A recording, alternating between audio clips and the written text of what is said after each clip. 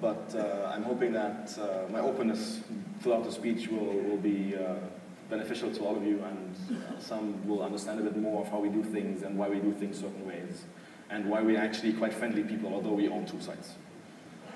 So let's get back a bit, a few years, and we look at what the industry had to face over the past few years. I think the industry faces a lot of change often. I think it's normal that we do, because we have always been more or less on the forefront of technology, and therefore face the negative change and the positive change at the same time. So stuff like free content and tube sites obviously didn't pass us by, right? It obviously came to us also, and that's clearly one of the big changes the industry had to face over the last few years.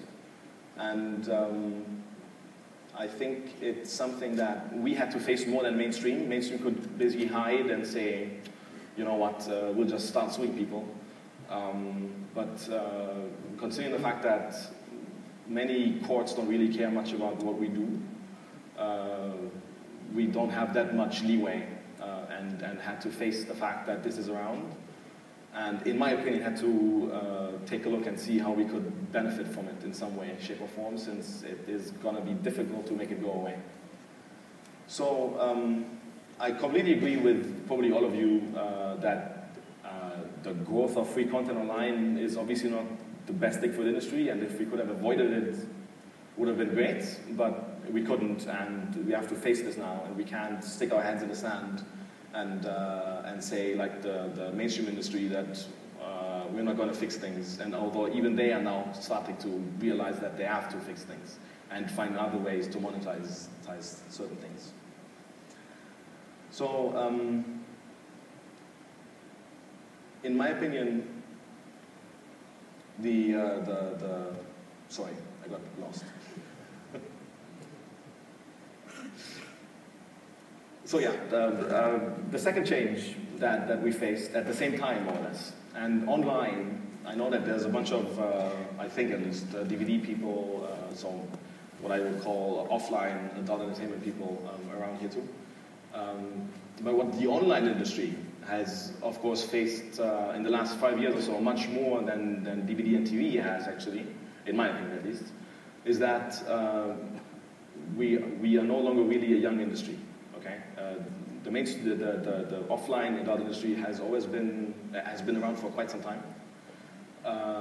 Online hasn't really, right? I mean, we started, what, 15 years ago? The first sites online started to make money online and so on. Online grew in general population. We could sell to more and more people, great. More and more affiliates came and wanted to help sell more, I guess. And about 5 years ago or so, that growth, at least in countries where it's easy to monetize this content and to actually make money from it, that growth of online kind of stopped, or at least got stagnant. And the affiliates that came into the industry, they still flocked in, they still all came, because everybody thought it's easy, it's good, let's just all make money with porn online. So that saturation of affiliates, and on top of that, the fact that over the last 3 or 4 years, because of tube sites, but also other big TGPs in the days and so on, traffic got more and more consolidated.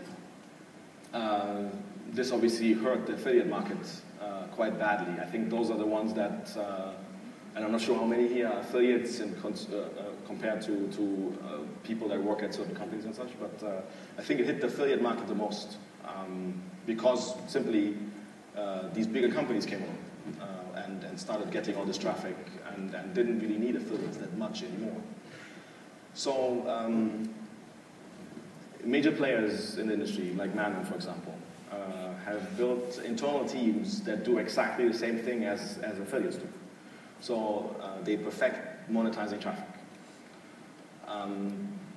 The thing that is obviously on our side that helps us a lot is the fact that we have so much data available because of all the traffic we have, that it's a lot easier for us to test things And it's a lot easier for us to figure out what works, what doesn't work, and do much faster changes in the systems to see how we can optimize each level. To get into a bit more detail there so you understand a bit more how we do this, in Manwin we have two teams that have something to do with sales, with selling to consumers, or other people. On the one side we have Traffic Junkie, which many of you probably know, which is the ad network that monetizes our tube sites.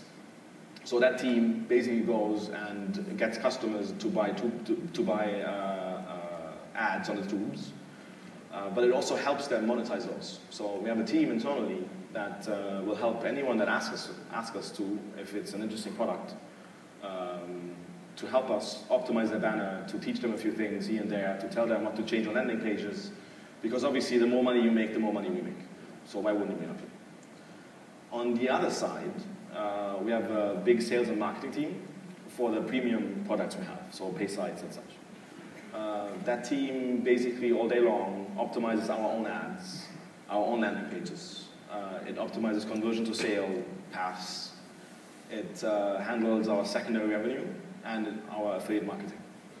Our secondary revenue is anything that's inside MAs, inside members areas. So upsells or cross-sells, but also ads in the members areas. That's what we call secondary revenue, since it's secondary to the main objective of the site.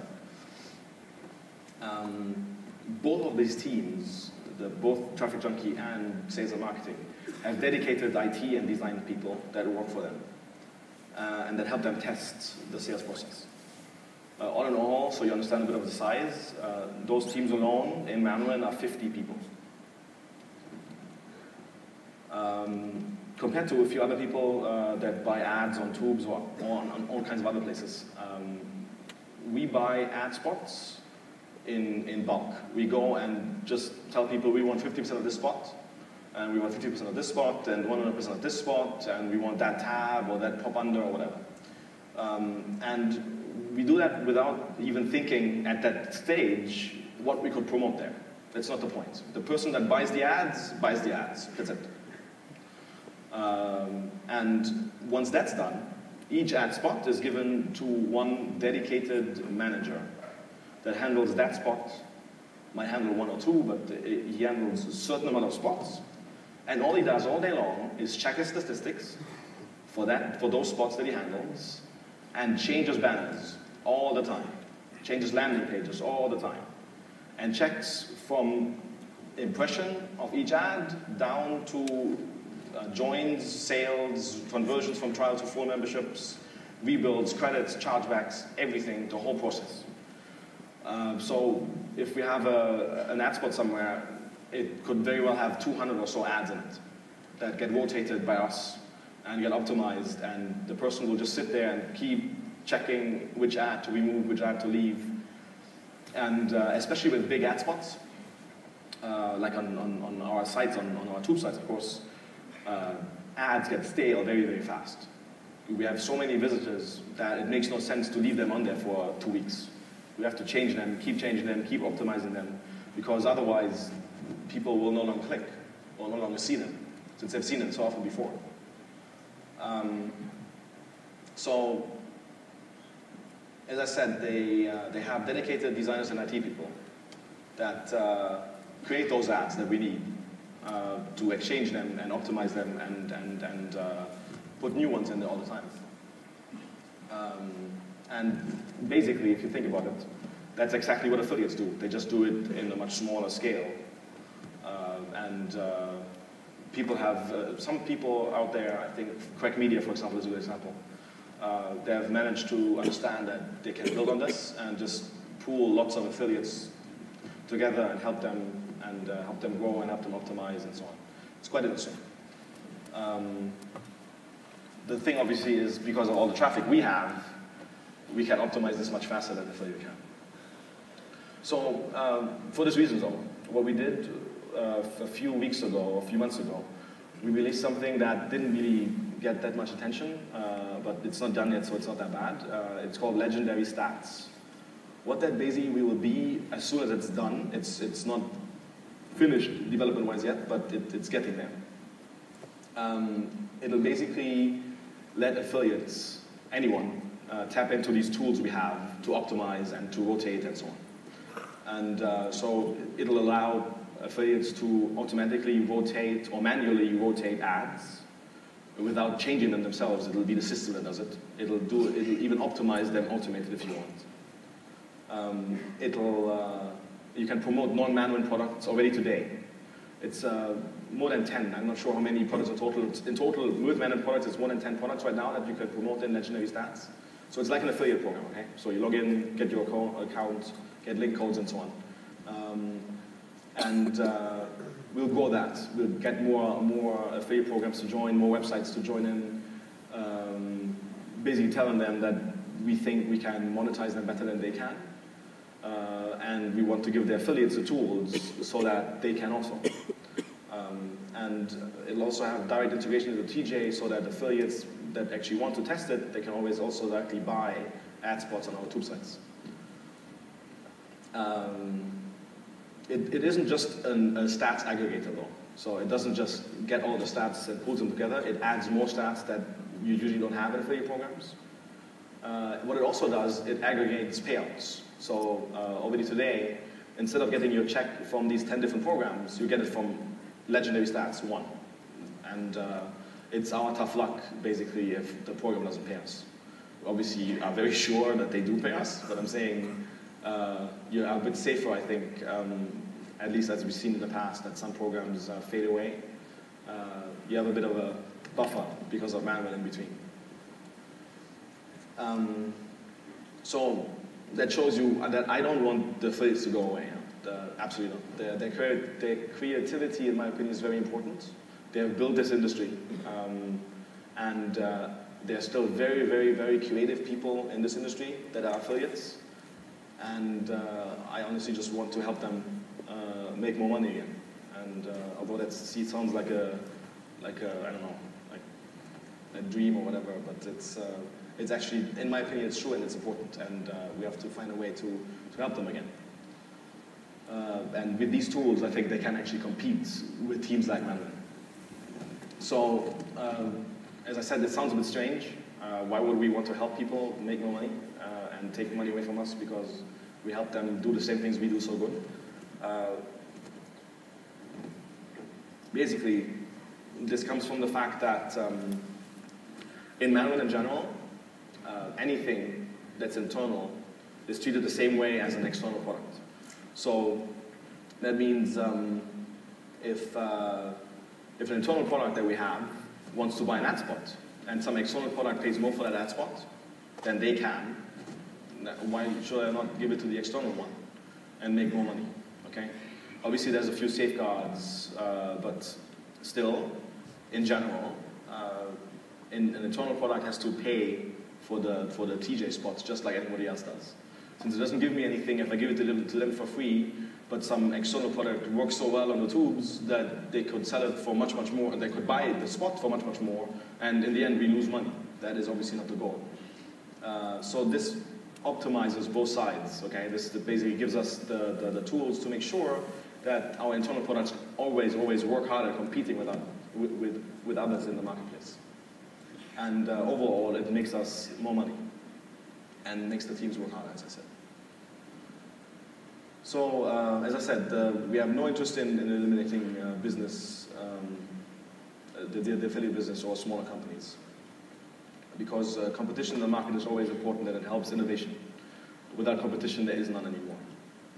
And I think I've shown over the past few months after I bought the tube sites that I actually do want to make them the way they should be, or at least try to make them the way they should be. And the first thing I actually did, right after I bought the Mensa assets, a few weeks later, is we set up a meeting with a law firm to teach us how DMCA actually works, and why it works, or why it works the way it does, what the whole point is, and so on. That law firm is Mitchell, Silverberg, and Knapp, short MSK, out of LA.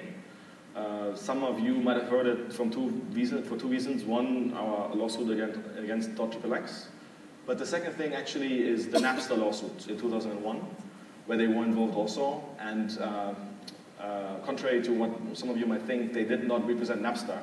They actually represented the music industry. And they won. And that's who we chose to teach us how DMCA works and why it works the way it does. So after we did those meetings, we right away implemented those measures available to us to comply with the law and protect rights holders as much as we could. Some people on GFY have wondered or asked me directly why I don't just change the tubes at once. Although I care for the industry, I obviously also care for my company, and I can't jeopardize what I've built just on a whim like that. So we did it relatively slowly. We did a lot, and we are still doing a lot. And if you look at, for example, the Alexa stats, and you compare tube sites, you'll see that our tube sites compared to the others have actually shrunk. And this is mainly because of the things we implemented. And we did this slowly because we didn't want to do it at once and then just cause all our traffic to go to some tube sites that really don't care about the industry. Therefore, we decided to do it slowly and control and try to do it so softly that we don't lose too much traffic and not too much traffic goes and shifts away to tube sites that we don't control. It helped that we did that slowly, I have to say that. We did lose traffic, of course, but we lost a lot less than we could have. And at the same time, because of the changes we did and the way we did them, the traffic quality on the tube sites has actually improved so much that revenue-wise, it offsets the loss in traffic. More than offsets it, actually. And I honestly think in a drastic move, this would have not worked. This would have tanked or at least hurt the tube sites a lot and would have in the end not taught us so much as it did when we did it slowly, which helped us actually provide better traffic to people that buy our ads. So the biggest thing, of course, that the tubes help us, or one of the big things that tubes help us with is that it helps us optimize our premium brands and make sure that they work well and teaches us what we need to do in order for them to still sell today. So we do two things. One thing that I am that I always look after is that I do not want the quality of videos in terms of encoding, so in terms of pixelation and so on, to increase on our tube sites. That makes no sense. They are fine the way they are right now. In the members area, the quality is much better.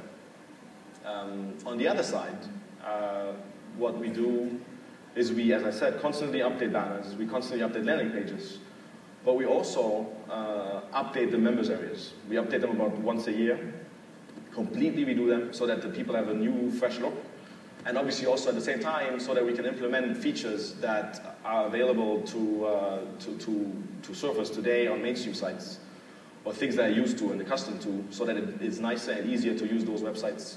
And obviously also implement things that we have learned over the past 10, 12 months when we didn't change the MA. We've actually released a new MA on browsers a few weeks ago. It's still very limited in terms of how many people see it, but we'll roll it out to more and more people, get the kinks out. And I don't know, I'm guessing 1 or 2 months or so from now, I hope that it'll be live for everyone. And it's quite nice, actually. It has a lot of the social network Web 2.0 features in terms of how the site works and loads and how you can filter content, and makes it a lot easier for people to surf the site and make sure that they get what they want. Another thing that helped me with tube sites is that I saw how big the mobile market actually is. That shocked me to my core, because I don't understand to this day why people would surf porn on their phone. I wouldn't. I understand maybe there's some occasions where it makes sense, but a notebook seems much nicer, at least screen-wise. But the amount of traffic we have on the tube sites for mobile is actually quite staggering. I did not expect that at all. And actually, the tube sites in terms of mobile work a bit differently then the tube sites work if you're going there with a normal PC. I'm not sure how many of you have tried it on a phone. Basically, it's, for mobile traffic, the amount of free videos that people get is limited. So after a certain amount of time, surfing a few videos, they have to join one of our premium products. They have to join MovieBox or Browsers or the premium version of the tube site, which has licensed our own content that we